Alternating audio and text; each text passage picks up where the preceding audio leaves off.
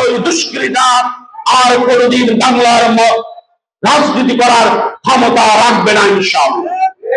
সম্মানিত বন্ধুগণ, 24-এর এই আন্দোলন, ইসলামী ছাত্র শিবিরের এই আন্দোলন জামাত ইসলামের আমলে জামাতের নির্দেশিত আন্দোলন।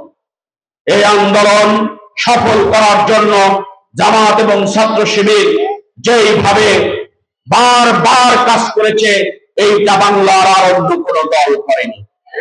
আপনারা ফেসবুক যদি দেখেন, সোশ্যাল মিডিয়া দেখেন, তৎকালীন পত্রিকা দেখেন, তাহলে দেখবেন কোন কোন রাজনৈতিক দলের নেতারা এইভাবে বলেছিল, এটা ছাত্রদের আন্দোলন, এর সাথে আমরা কেউ নেই। এটা ছাত্রদের বৈষম্য বিরোধী আন্দোলন, এর সাথে আমরা কেউ নেই। কিন্তু আমরা বলেছি, এই আন্দোলনের শুরুতেও আমরা ছিলাম, শেষেও আমরা আছি।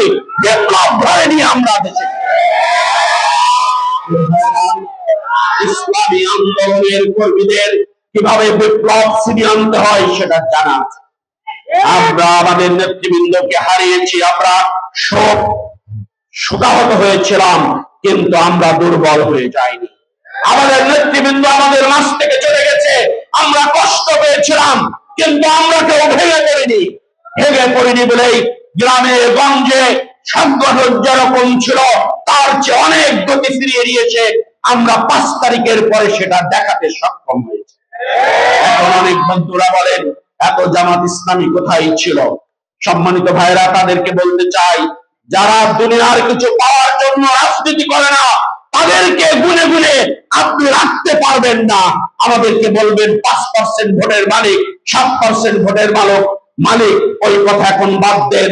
সামনের দিন সব দল দেখা শেষ, জামাত ইসলামের বাংলাদেশ। আসুন আমরা সেই দিনটাকে ফিরিয়ে নিয়ে আসি। আসুন আমরা ভোটারদের কাছে গিয়ে আমাদের স্বপ্নের কথা বলি। আসুন আমরা ভোটারদের কাছে গিয়ে আমাদের ত্যাগের কথা বলি। আসুন আমরা ভোটারদের কাছে গিয়ে আমরা এই দেশটাকে কেমন করতে চাই তার কথা বলি। আমরা দেশটাকে সোনার দেশে রূপান্তরিত করতে চাই, সেই স্বপ্ন দেখাই।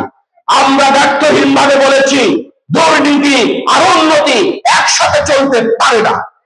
আপনারা দুর্নীতি করেছেন বলে উন্নতি হয়নি, আমরা দুর্নীতিকে থামিয়ে দেব বলেই উন্নতি সম্ভব হবে ইনশাআল্লাহ। সুতরাং আসুন সবাই মিলে আল্লাহর জমিন, আল্লাহর দ্বীন প্রতিষ্ঠার জন্য এগিয়ে যায়। আসুন আল্লাহর জমিন, আল্লাহর দ্বীন প্রতিষ্ঠার মাধ্যমে মানবতার কল্যাণ ফিরিয়ে আনি। আসুন বৈষম্যকে হত্যা করে আমরা ন্যায় ইনসাফ প্রতিষ্ঠা করি। আল্লাহ তাআলা আমাদের সবাইকে তৌফিক দান করুন। আমিন।